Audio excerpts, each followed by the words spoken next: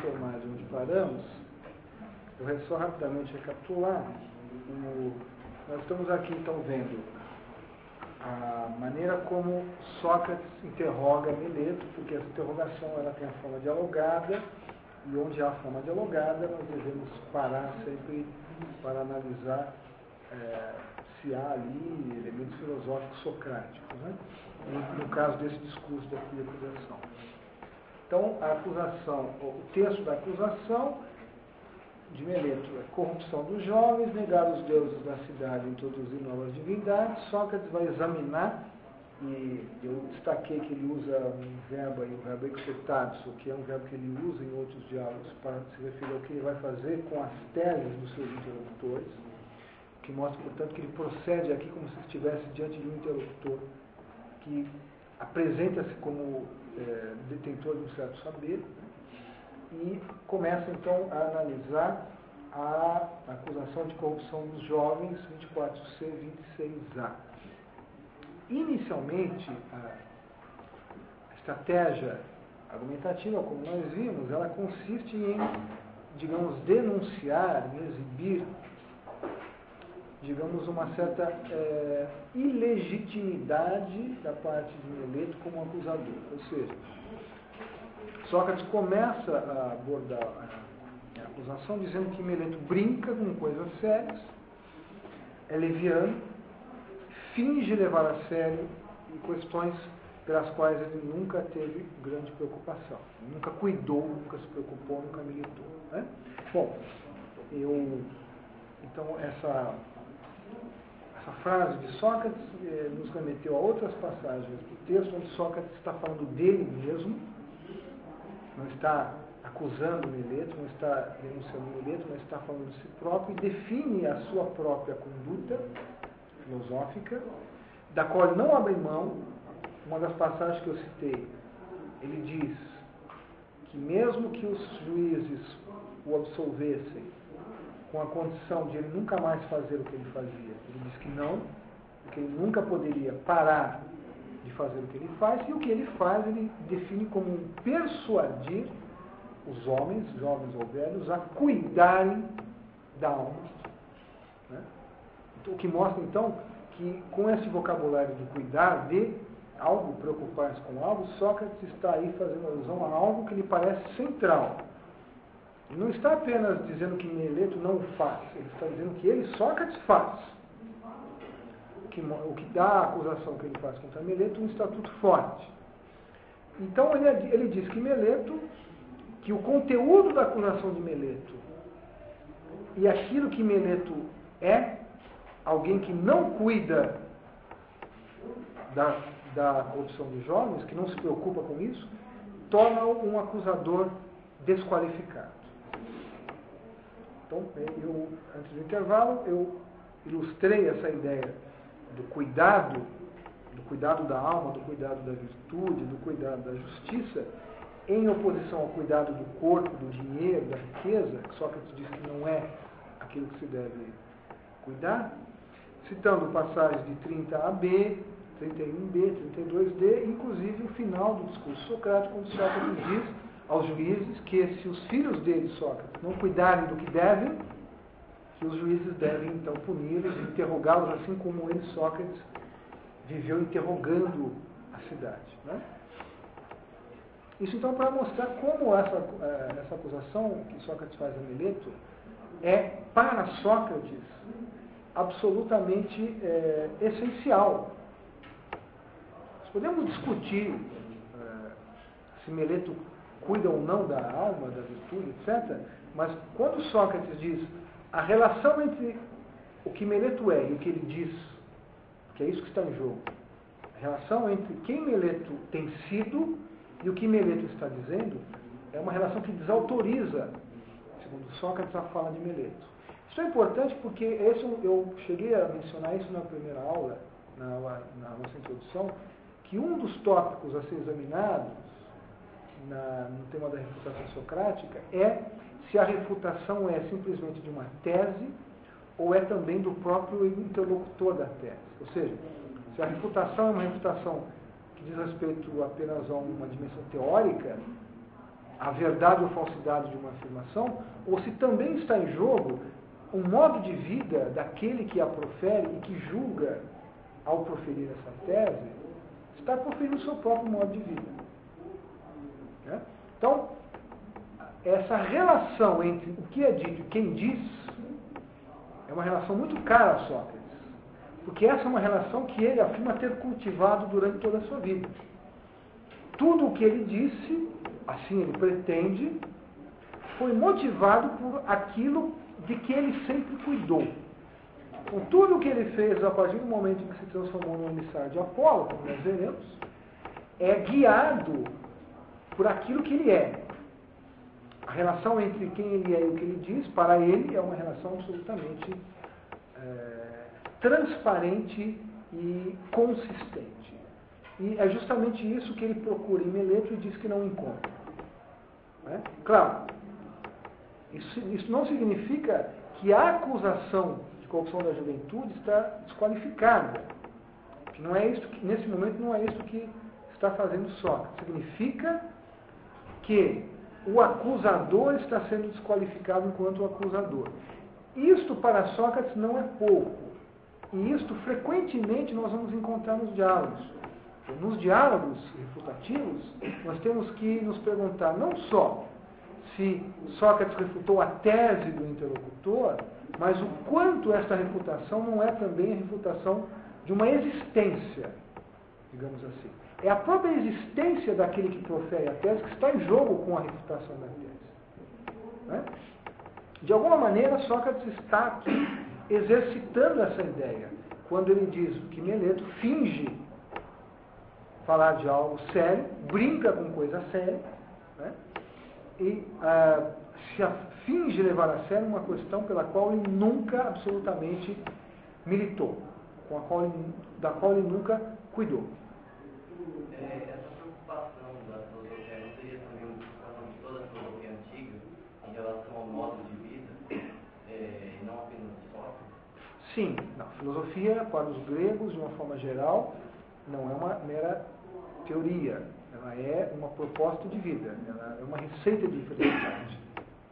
Isso é inegável.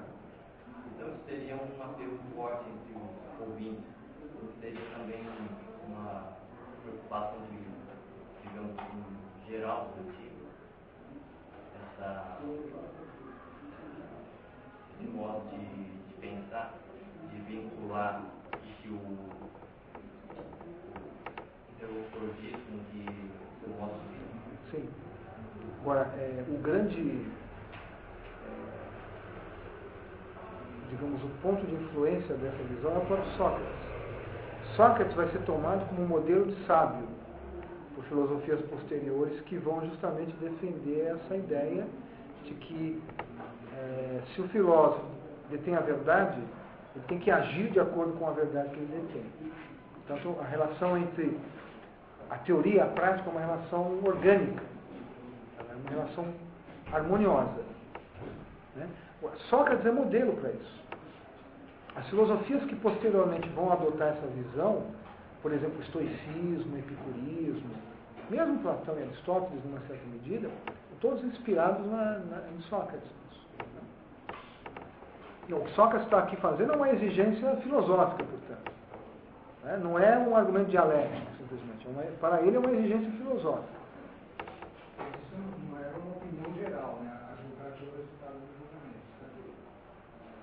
Não, nós não sabemos o que era a opinião geral, porque nós não conhecemos, nós não temos informações sobre isso. O que nós sabemos é que as filosofias, na época, na antiguidade, elas não eram simplesmente teorias explicativas do mundo, elas traziam embutidas uma proposta de uma conduta.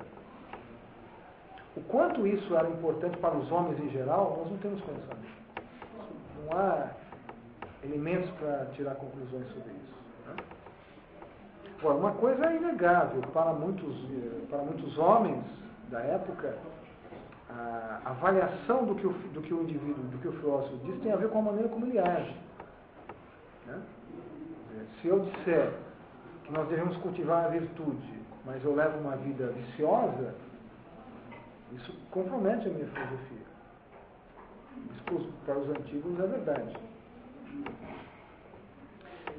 Bom, então, esse vocabulário do cuidar, né, do cuidado, é um vocabulário relevante aqui. Mas nós não temos ainda, nesse momento do texto, nós temos apenas a acusação socrática. Sócrates, na verdade, agora está acusando Meleto. Ele acusa Meleto de não cuidar dessas questões, de nunca ter cuidado dessas questões. E isto permite a ele desqualificar a acusação. Mas, de fato, por que Sócrates se julga no direito de acusar Meleto assim? Quer dizer, como é que se estabelece no tribunal, por Sócrates, esse estatuto desqualificante de Meleto como acusador? Não basta dizer, Meleto, você não pode ser levado a sério. A sua acusação não é séria porque você nunca se preocupou com essas questões.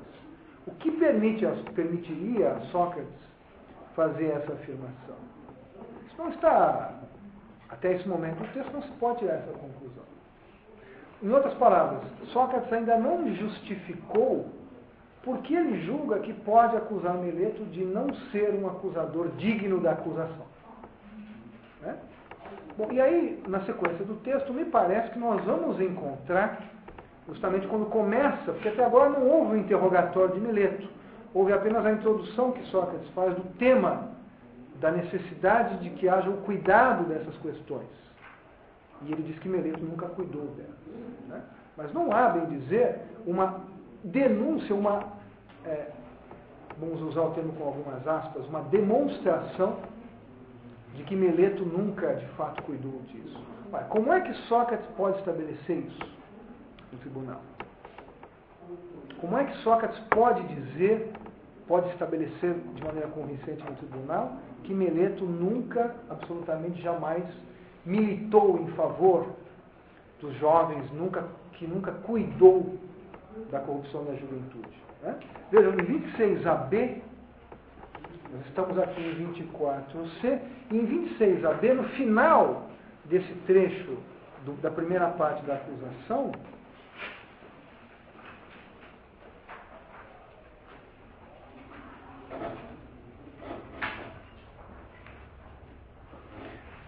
Sócrates interroga o Meleto e conclui em 26AB. Nós vamos tentar entender como é que ele chega a essa conclusão.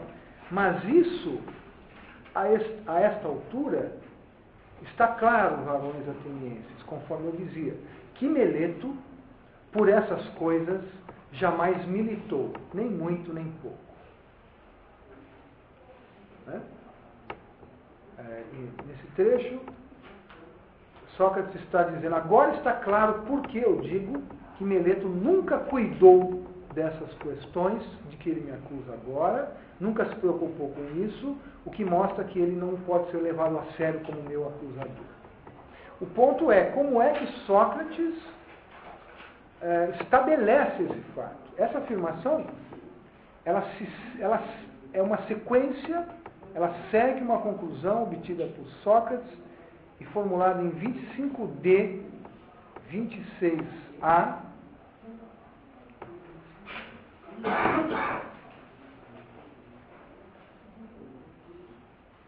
em que Sócrates pretende ter mostrado que Meleto entrou em contradição.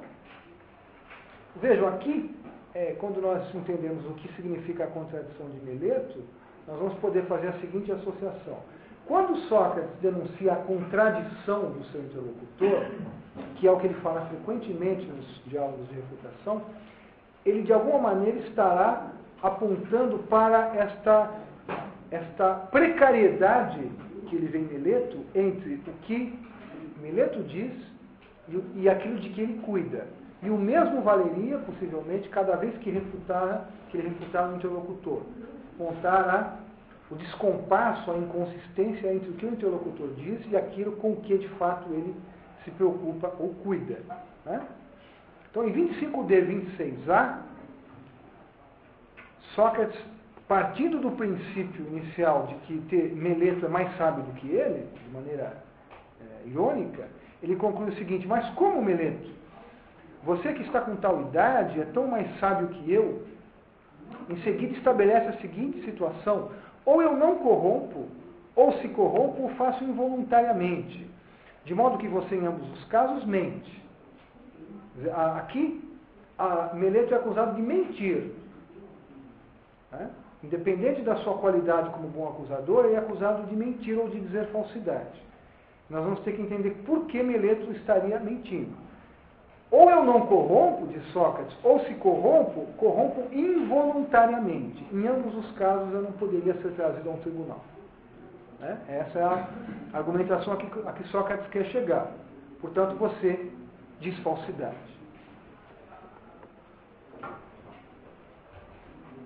Nessa passagem, na verdade, que é o final da primeira parte aqui, 26a, Sócrates vai ainda dizer, né, que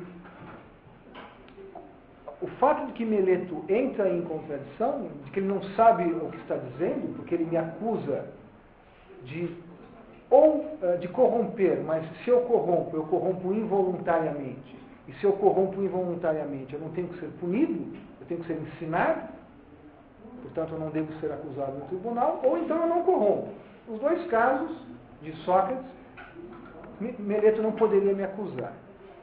E ele termina esse trecho em 26a dizendo: pois é claro que em aprendendo, vou parar de fazer o que involuntariamente faço. Na hipótese de que ele corrompa involuntariamente os jovens, Meleto deveria ensiná-lo. Né? Mas conviver comigo, Meleto, e me ensinar, você evitava e nunca quis. Né? A argumentação termina, então, do ponto 1 da corrupção dos jovens, estabelecendo que Meleto não poderia ter acusado Sócrates, porque Sócrates não poderia ser acusado por ninguém, porque ou ele não corrompe, ou se corrompe involuntariamente. Se ele não corrompe, não pode ser acusado, e se corrompe involuntariamente, o caso dele não é de acusação, mas de reforma, de aprendizado. Esta argumentação incide sobre o conteúdo agora da acusação. Mas antes de chegar a essa conclusão, Sócrates vai mostrar, em 24c, 26a, sobretudo, primeira parte, 24c, 25c, por que ele julga que pode acusar Meleto de não cuidar das questões de que ele acusa Sócrates, de modo a que ele possa dizer: você não deve ser levado a sério como acusador. Aquilo que eu havia dito inicialmente. O que permitiria a Sócrates alegar que Meleto nunca se preocupou com essas questões? Nós não sabemos isso. O texto não estabeleceu esse ponto. E isso nós vamos encontrar agora na sequência do texto, a partir de 24c.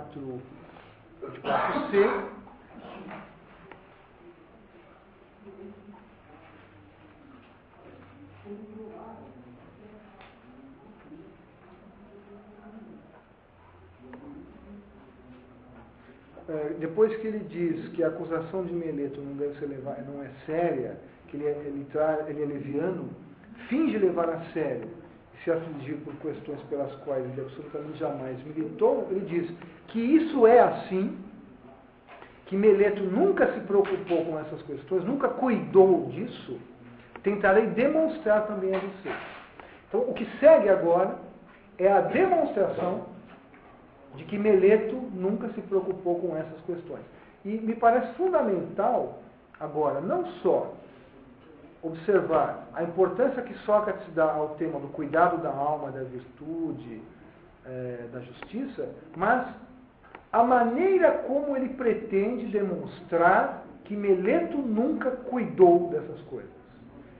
Como é que se pode demonstrar isso? Né? Isso vai acontecer, então, no restante do trecho de 24c a 26a, e de fato aí nós teremos dois argumentos distintos. Né? Nós estamos aqui ainda lidando com a primeira acusação. Né? Vou colocar aqui dois argumentos distintos.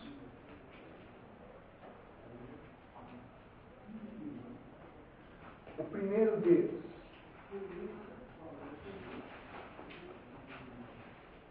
(24C, 25C).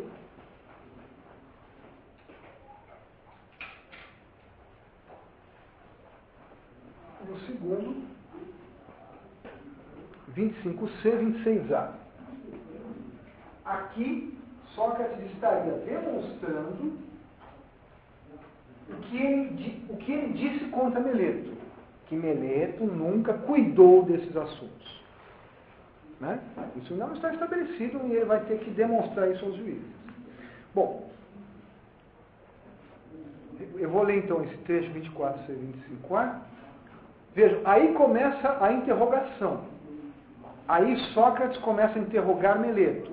Começa aí o trecho dialogado do discurso de Sócrates. Me diga aqui, Meleto, você faz outra coisa se não ter na mais alta conta que os mais jovens sejam os melhores possíveis? É o que faço, responde Meleto. Ande então, diga a estes, para os juízes, quem os faz melhores? Quem faz os jovens melhores? Pois é claro que você sabe, militante que é. Vejam, essa frase é fundamental. Se Meleto, de fato, sempre cuidou destes assuntos, saber quem torna melhores os jovens, portanto, dando-lhe autoridade suficiente para ser um bom acusador de que Sócrates corrompe os jovens? Claro? Meleto diz que sim. Sócrates diz, diga então a estes, quem é que torna melhores os jovens? Pois é claro que você sabe, militante que é. Militante que é, mais uma vez, uma ocorrência do verbo melo. Ou seja, se você de fato cuida destas questões a respeito das quais você me acusa, então você saberá dizer não só que eu corrompo os jovens, mas quem é que os torna melhores. Vejam que a ideia de que um indivíduo é dotado de um estado contínuo a respeito de algo que permite dizer que ele cuida, que ele se preocupa com esse algo, como Sócrates diz, que ele, Sócrates, sempre cuidou da alma e da virtude e da justiça, está associada ao fato de saber a respeito disso. Se Meleto for capaz de dizer quem são os que tornam os jovens melhores, é porque ele detém um saber sobre isso. E ao deter um saber sobre isso, ao acusar Sócrates de corromper os jovens, ele estará autorizado a isso. Claro?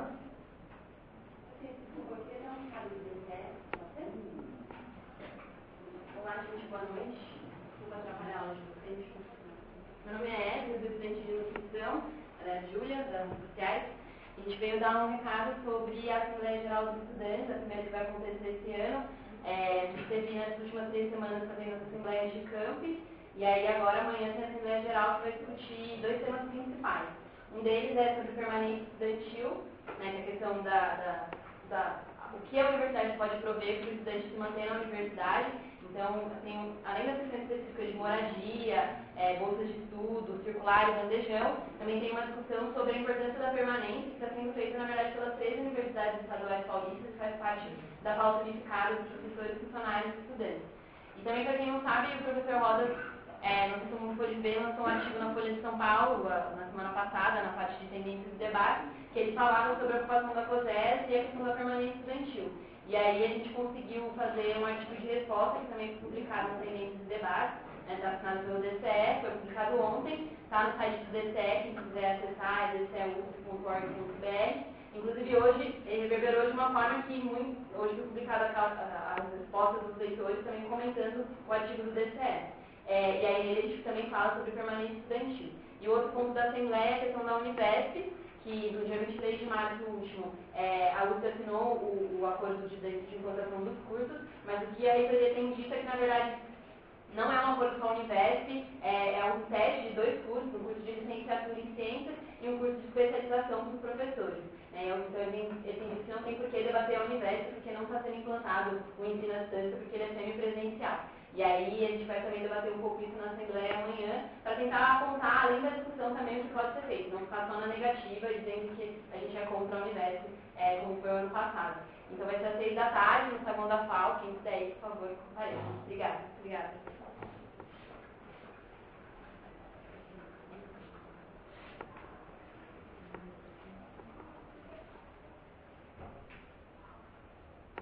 Bem, então voltemos.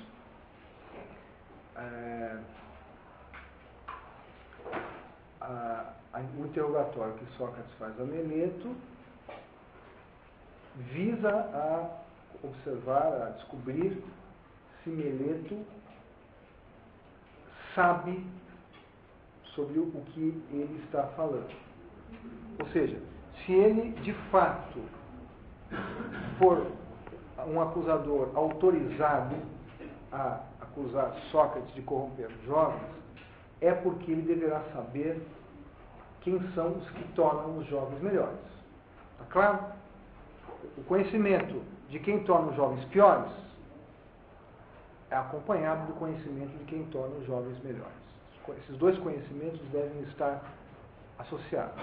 Quem sabe quem torna melhor, sabe quem torna pior. Em outras palavras, vejam que aqui Sócrates está então elaborando uma estratégia para descobrir se Meleto é capaz de acusar de maneira com propriedade. Para isso, ele terá que exibir um saber sobre quem torna melhor os homens.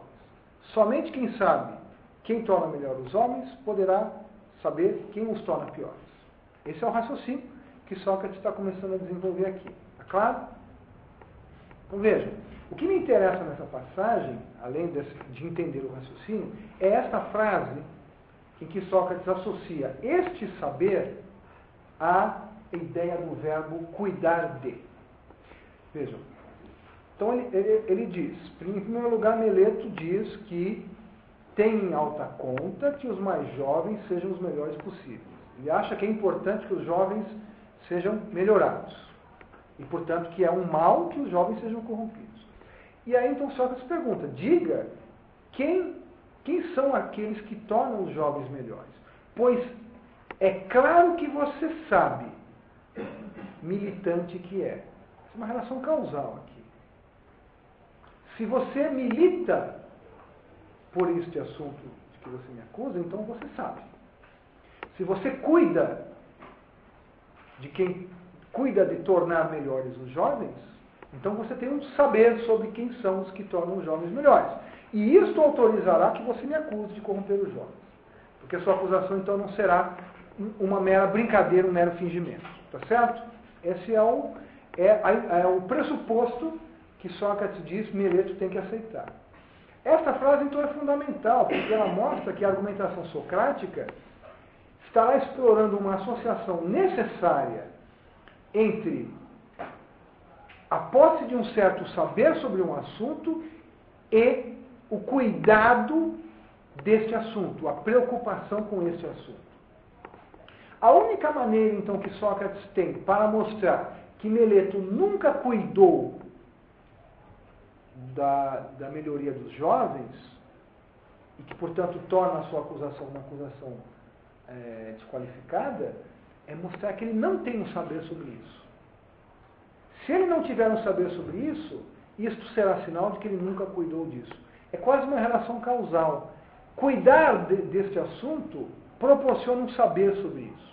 Preocupar-se com este assunto proporciona um saber sobre isso. Portanto, para que eu saiba se de fato este indivíduo cuidou ou cuida deste assunto, eu devo procurar ver se ele detém um saber sobre isso.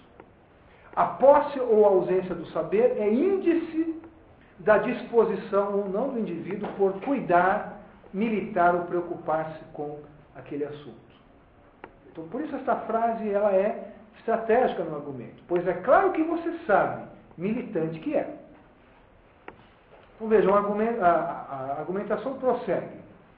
Se você tem em alta conta que os jovens sejam os melhores possíveis, se você milita em favor disso, se você cuida disso, se você se preocupa com isso, então você sabe quem são os que os tornam melhores.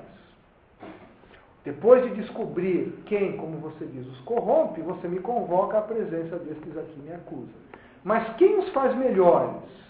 Ande, lhes diga e revele quem é. Meleto não responde. O fato de Meleto não responder é sinal, no princípio, de que ele não sabe responder. E se de fato ele não souber responder, ele estará concedendo a Sócrates a chance de dizer, portanto, Meleto, está demonstrado que você nunca cuidou destes assuntos. Sócrates diz, você está vendo, Meleto, como você se cala e não tem o que dizer? Vejam, aqui é uma situação muito próxima das situações que caracterizarão aqueles diálogos que nós vamos, espero, ler. O interlocutor numa situação poética. Na realidade, não lhe parece algo vergonhoso e prova suficiente do que eu dizia, que por isso você não tem absolutamente militado, ou seja, que você nunca cuidou disto? Se você não me responder, é porque você não sabe quem torna os jovens melhores. E se você não sabe quem torna os jovens melhores, isto é prova de que você nunca se preocupou, nunca cuidou desses assuntos. E se você nunca cuidou desses assuntos, você é um acusador desqualificado. Vamos, fale, bom homem, quem os faz melhores? Então, vejam, a primeira etapa da argumentação de Sócrates. Meleto tem que responder quem são os que tornam melhores os jovens, e ele deve saber isso se ele sabe que Sócrates é quem os torna piores. Tá certo? Quem sabe quem torna os jovens piores, automaticamente sabe quem os torna melhores. Esse é o raciocínio. Portanto, Sócrates se sente autorizado a perguntar a Meleto, quem torna os jovens melhores? Se você cuida destes assuntos, como diz, você deve saber. Essa associação é fundamental. Quando Meleto não responde, Sócrates diz, isto não prova que você então nunca cuidou desses assuntos, já que você não é capaz de responder? Primeira parte. Né? Meleto então responde. Meleto dá uma resposta a essa pergunta. Ele responde, quando Sócrates insiste, vamos, fale, bom homem, quem os faz melhores? Ele responde, as leis. Sócrates julga que esta resposta não responde à pergunta quem torna os jovens melhores. E diz, mas não é isso que eu estou perguntando, ótimo homem, mas qual a pessoa, primeiro, que sabe exatamente isto? As leis. Ou seja, a pergunta é, quem são aqueles que, conhecedores das leis, tornam os homens melhores? Esta é uma exigência que Meleto deve satisfazer. Meleto responde, eles, Sócrates, os jurados. Então a resposta de Meleto é, os jurados são aqueles que tornam os jovens melhores. Esta resposta, portanto, permitiria a Meleto dizer, eu sei quem são os que tornam os homens melhores e posso então acusar você, Sócrates, de tornar os jovens piores. Sócrates responde, o que você está dizendo, Meleto? Que estes aqui têm condições de educar os jovens e fazê-los melhores? Com certeza. Pergunta Sócrates, todos têm? Todos os juízes aqui presentes têm condições de educar os jovens? Ou alguns deles sim e outros não? Meleto responde, todos. Meleto deu uma resposta à pergunta de Sócrates, quem torna os jovens melhores, dizendo, todos os juízes aqui presentes. Bom, Sócrates então pergunta, por era, você fala bem, e de uma grande abundância de beneficiadores. Mas e estes aqui, os ouvintes, tornam os jovens melhores ou não? Vejam que Sócrates está conduzindo Meleto a um processo de ampliação do número de indivíduos que tornam os jovens melhores. Começa com os juízes todos, e agora ele pergunta: e a plateia, estes aqui que estão assistindo o julgamento, tornam os homens melhores ou não? Mileto responde: eles também tornam os jovens melhores. E os conselheiros? Pergunta Sócrates. Mileto responde: os conselheiros também tornam os jovens melhores.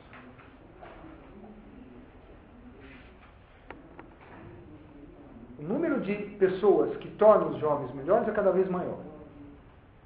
Cada vez maior o número de pessoas, segundo Mileto, que tornam os jovens melhores. Sócrates pergunta: mas então, Mileto, não me diga que os que vão à Assembleia corrompem os jovens? Ou eles todos, os que vão à Assembleia, também os fazem melhores? Mileto responde: também eles tornam os jovens melhores. Então, segundo Mileto, os juízes tornam os jovens melhores, as pessoas que estão assistindo o julgamento tornam os jovens melhores, os membros do conselho tornam os jovens melhores e todos os cidadãos da cidade tornam os jovens melhores. Pelo jeito, então, diz Sócrates, todos os atenienses os fazem belos e bons, menos eu. Só eu os corrompo. É isso que você está dizendo? Mileto responde: com certeza, é isso mesmo que estou dizendo. Então, essa aqui é a primeira etapa da argumentação. Mileto tem que responder à pergunta: quem torna os jovens melhores? Porque somente ao mostrar que ele tem um saber sobre isso, ele poderá dizer que tem um saber sobre quem os torna piores. O que torna a sua acusação contra Sócrates uma acusação fundada. E ele tem que ter esse saber porque ele afirma que cuida desses assuntos. Essa relação entre cuidar do assunto e ter um saber sobre esse assunto é que eu quero destacar aqui. Nesse primeiro momento da argumentação, Sócrates conduziu Mileto a uma espécie de extensão máxima do número de indivíduos na cidade que torna os homens melhores. Todos os cidadãos de Atenas tornam os jovens melhores, com exceção de Sócrates.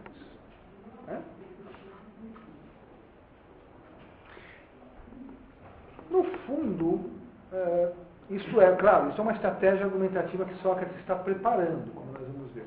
Mas vejam, no fundo, está prenunciado aqui um debate que não acontece na apologia, porque Mileto não é um interlocutor à altura de Sócrates, mas que acontece, por exemplo, no diálogo Protágoras. O Protágoras, que é um sofista importante, no Protágoras vai se colocar um tema, que é o tema da ensinabilidade da virtude. A pergunta é se a virtude pode ou não ser ensinada. Claro que nesse diálogo nós estamos razoavelmente distantes do contexto da apologia, mas ali Protágoras defenderá a posição de que a virtude pode ser ensinada e que qualquer cidadão de Atenas pode ensinar a virtude. Essa tese que Protágoras defende é uma tese que expressa a essência da democracia ateniense, de maneira bastante radical.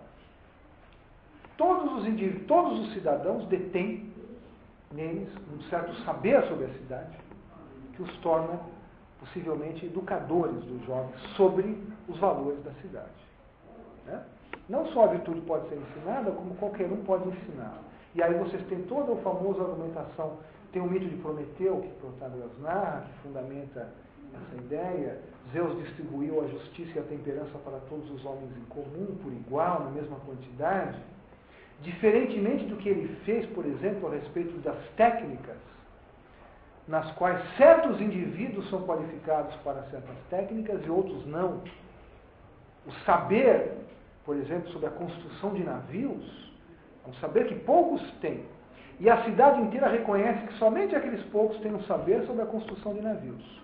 Mas o saber sobre os bens da cidade, sobre o que é bom para a cidade, é repartido por todos por igual. A visão democrática da cidade. Mileto não está aqui defendendo de maneira sofisticada essa tese, mas Sócrates o está conduzindo, no limite, a essa tese. Todos os indivíduos da cidade estão dotados da capacidade de melhorar os jovens. Sócrates é o único que não. Né?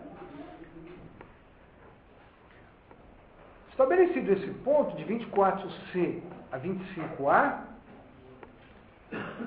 somente Sócrates corrompe os jovens, primeiro ponto. O segundo ponto é uma contraposição de Sócrates a essa tese. Todos os cidadãos tornam os jovens melhores, menos Sócrates, e essa contraposição de Sócrates se baseia, e aqui nós temos um elemento que nos ajuda a entender aquela ideia de um discurso que Sócrates costuma fazer, porque Sócrates vai recorrer a um certo tipo de argumentação. Aqui. Há um certo procedimento argumentativo que é recorrente nos diálogos de refutação, que é comparar certos procedimentos humanos que dizem respeito ao saber humano com certos procedimentos de outros tipos de saber. Né? Vejam como é que Sócrates vai então reagir a essa tese de Mileto, de que todos os atenienses tornam belos os jovens, belos e bons, tornam melhores, menos Sócrates. Ele diz então, Sócrates diz, imenso é o infortúnio que você me imputou. Me responda ainda, também com os cavalos me parece ser realmente assim? São todos os homens que os fazem melhores, enquanto é um só que os corrompe? Ou é inteiramente o contrário disso, tendo um só condições de fazê-los melhores, ou muito poucos, os cavalariços, enquanto a maioria, se com cavalos convive e deles se serve, os corrompe? Né? Então, a tese de Mileto é, no que diz respeito à melhoria dos jovens, todos têm a capacidade de melhorá-los e somente um os corrompe, é Sócrates. E Sócrates diz, então é exatamente o contrário do que acontece com os cavalos. A maioria dos homens corrompe os cavalos, enquanto que um ou muito poucos, que são aqueles que detêm um saber sobre o cuidar dos cavalos, são aqueles que o tornam melhores.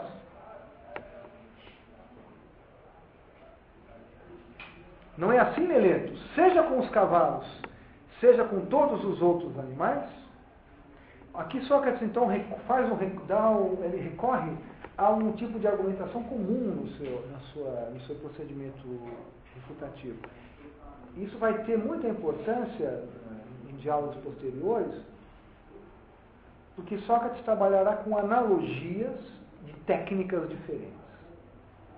Se de fato existe um certo saber sobre o que é tornar melhores os jovens, este saber deverá possuir características típicas de todo saber. Portanto, se nós quisermos saber como é que se dá este saber sobre tornar os homens melhores, nós devemos olhar para outros tipos de saber que nós somos capazes de reconhecer. Por exemplo, existem outros tornar melhor, que não são tornar melhor o jovem homem, mas existe um tornar melhor para o cavalo e para todos os outros animais. E, analisando o que é tornar melhor cavalos e outros animais, nós constatamos que, nesses casos, são muito poucos, reconhecemos que são poucos os que são capazes de tornar melhores e que a grande maioria não tem a capacidade de tornar melhores. Esse é o primeiro ponto que Sócrates estabelece aqui.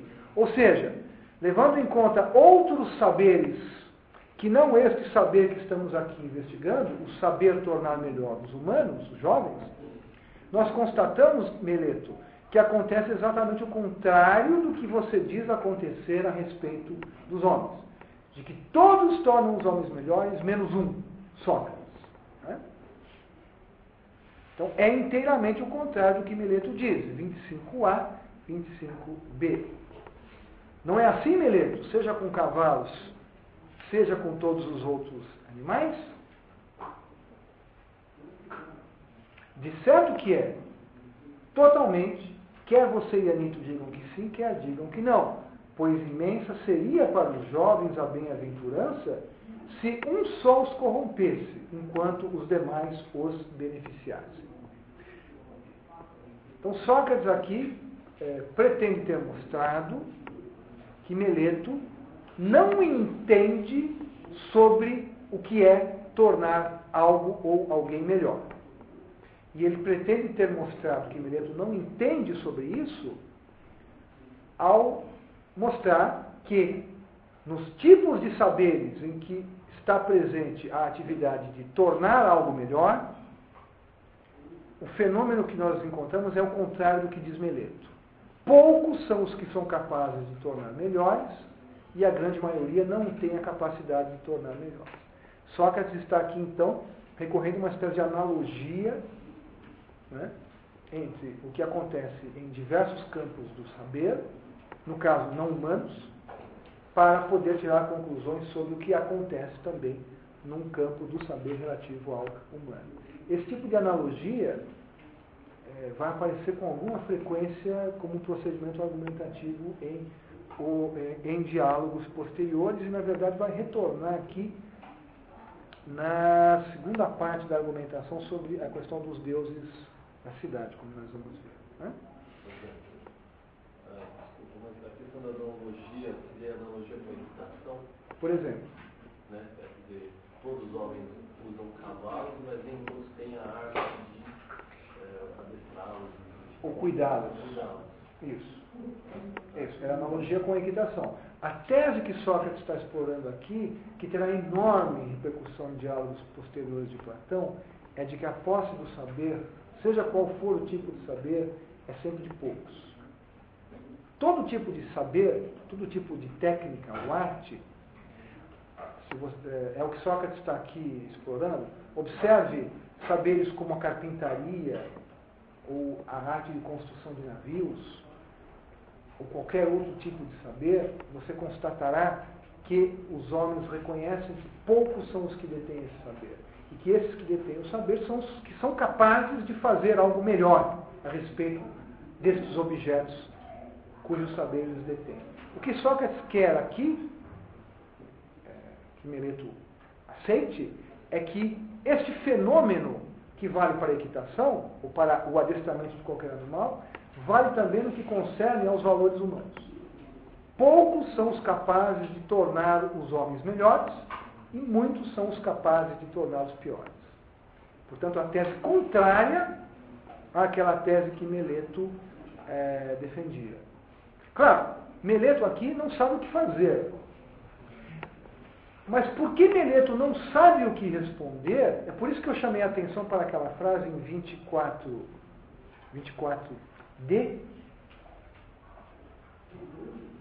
quando Sócrates dizia: é claro que você sabe sobre esse assunto, militante que é. O ponto aqui não é se Sócrates tem razão. O ponto aqui é Meleto é incapaz de escapar dessa argumentação, porque ele não sabe do que está falando. E não saber do que ele está falando é o índice de que ele nunca, de fato, cuidou dos assuntos relativos a tornar melhor o jovem. Né? Nessa lei simples, cada pessoa ou torna melhor ou torna pior. Aí está afastado aí a alternativa de uma coisa nem outra. A pessoa pode simplesmente tornar nem melhor nem pior. Sim.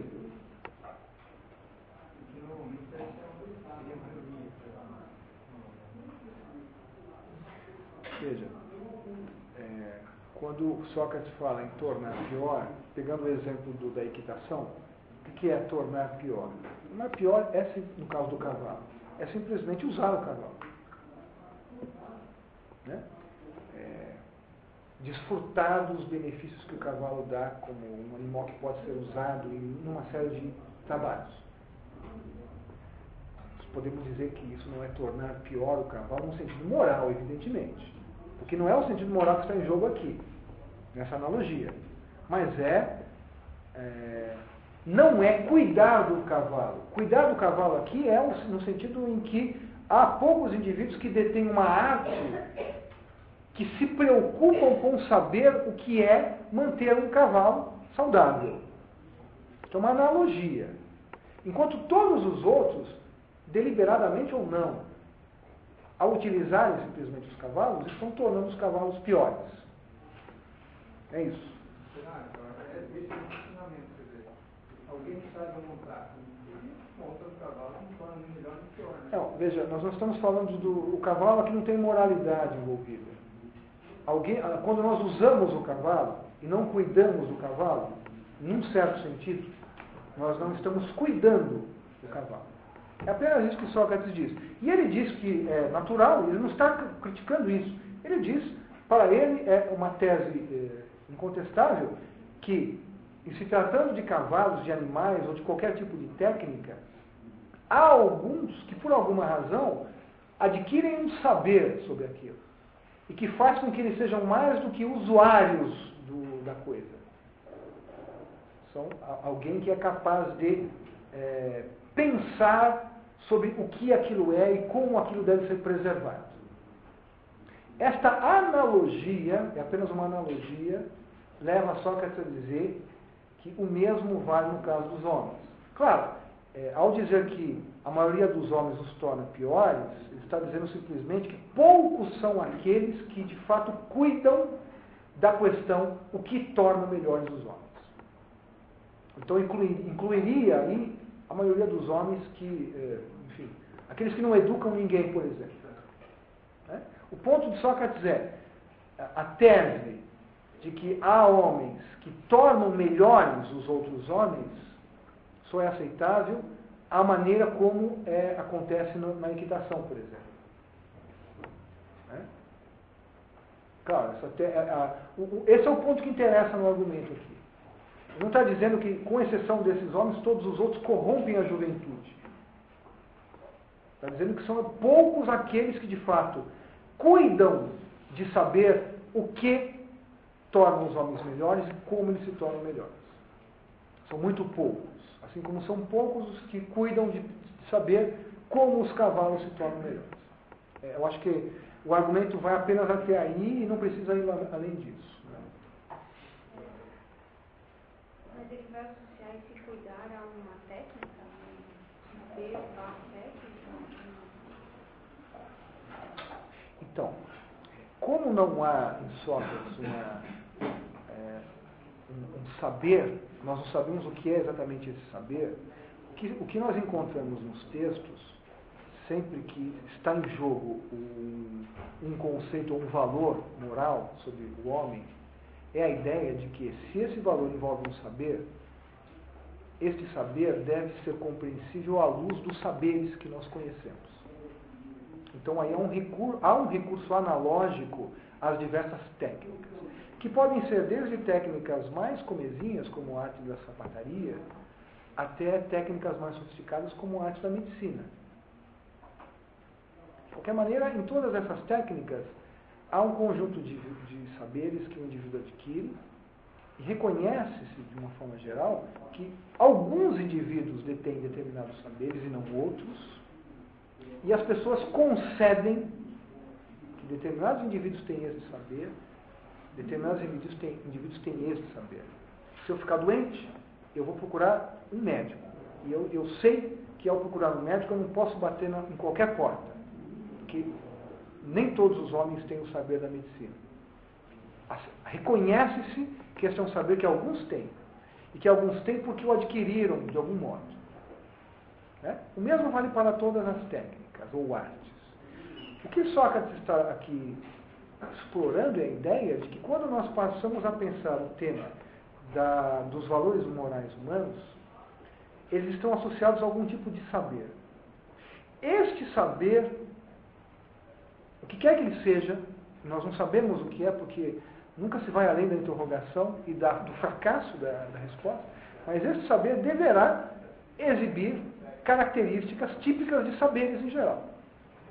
E é isso que ele está aqui colocando agora contra Mileto.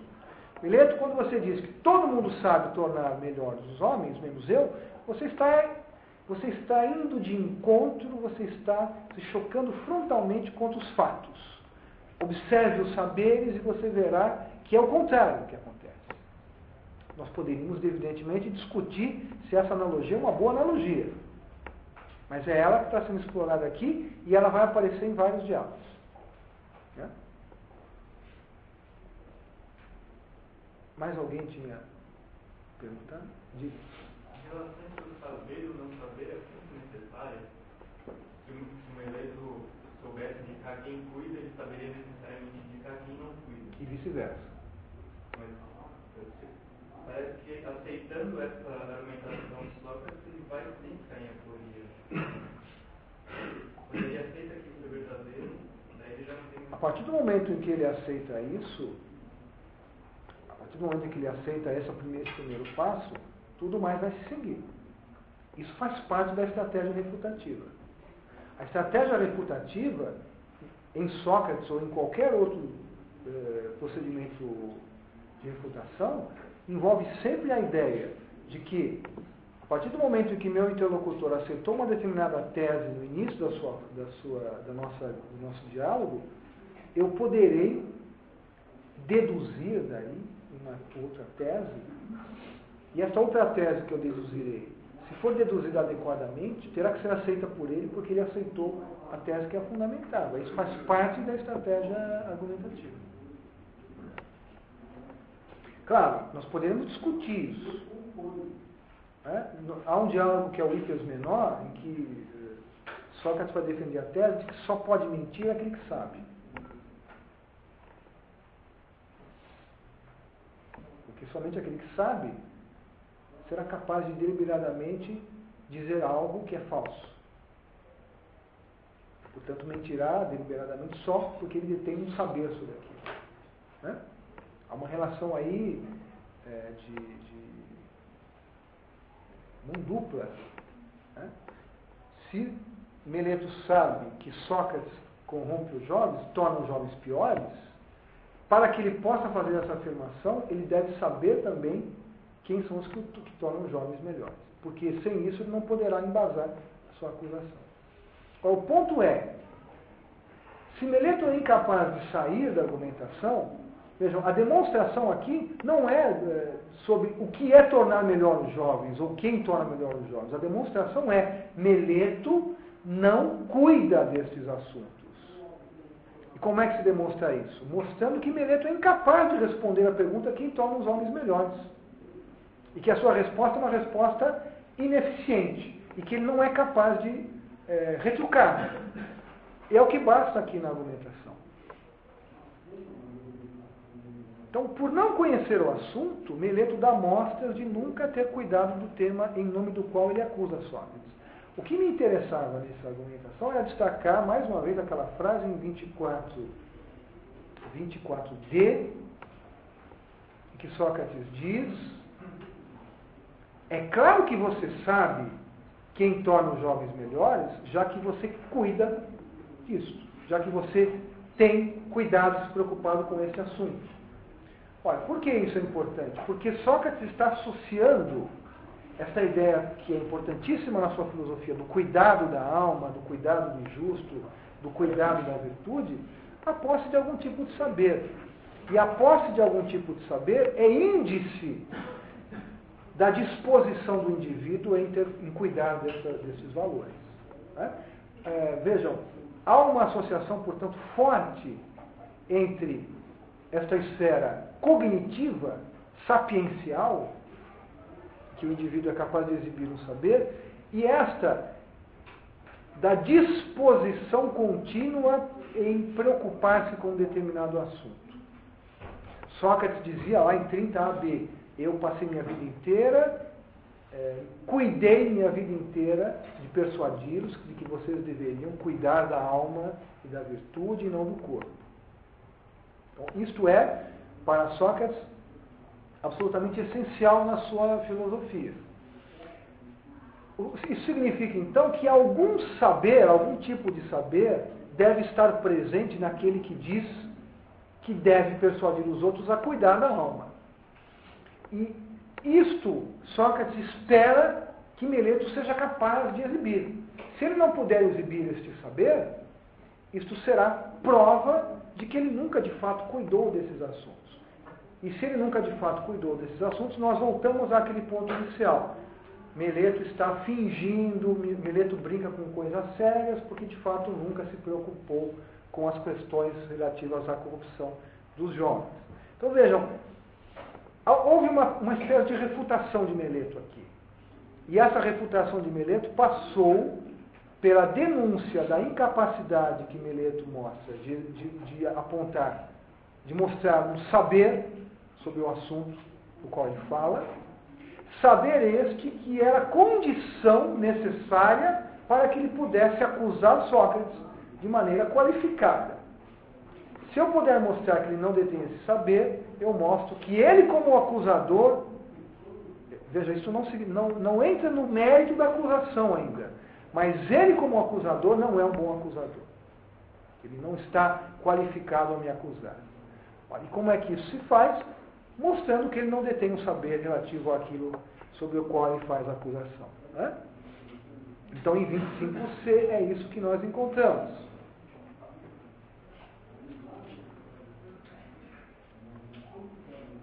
Você, Meleto, demonstra suficientemente que jamais deu atenção aos jovens e exibe claramente sua não militância, na tradução do André, ou seja, sua ausência de cuidado com essa questão.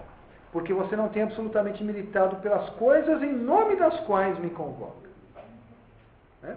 Então, essa primeira argumentação, 24c, 25c, na qual Sócrates estabeleceu uma associação entre o saber e essa ideia do cuidado, da preocupação com o assunto em relação a esse saber. Eu vou deixar para a próxima aula o trecho de 25c, 26z, porque se trata de uma nova argumentação, né? E essa nova argumentação é o que vai permitir a Sócrates concluir: Meleto, ou eu não corrompo, ou se eu corrompo, corrompo involuntariamente. E de qualquer uma das duas maneiras, você não deveria ter me acusado no tribunal. Se eu não corrompo, eu não posso ser acusado de corromper. E se eu corrompo involuntariamente, o meu caso não é de acusação, é de educação. Você tem que me ensinar. De qualquer maneira, a acusação é infundada. Né? Aí nós estamos entrando no teor da acusação propriamente. É o que nós vamos ver em 25c, 26z. Uma nova estratégia argumentativa, na qual vocês verão que Sócrates, mais uma vez, vai explorar essa ideia de uma certa analogia entre diversas dimensões da vida humana. Né? O que vale para certas situações, vale também para essa situação que nos interessa aqui. Alguma questão ainda? Essa questão aí que o Meleto não está dizendo que não corrompe e nem que não corrompe sem querer. Você corrompe voluntariamente. Sim, é isso que Meleto dirá. Você corrompe voluntariamente. Então o argumento de Sócrates vai ser no sentido de dizer: se eu corrompo involuntariamente. Nós vamos ter que entender como é que ele pode fazer essa argumentação. Se eu corrompo involuntariamente, eu não devo ser acusado no tribunal. Você deveria me ensinar, já que você detém o saber sobre isso. Se eu não corrompo, eu não corrompo. Né? Se vocês puderem ler esse trecho, nós vamos ver como é que se dá essa argumentação.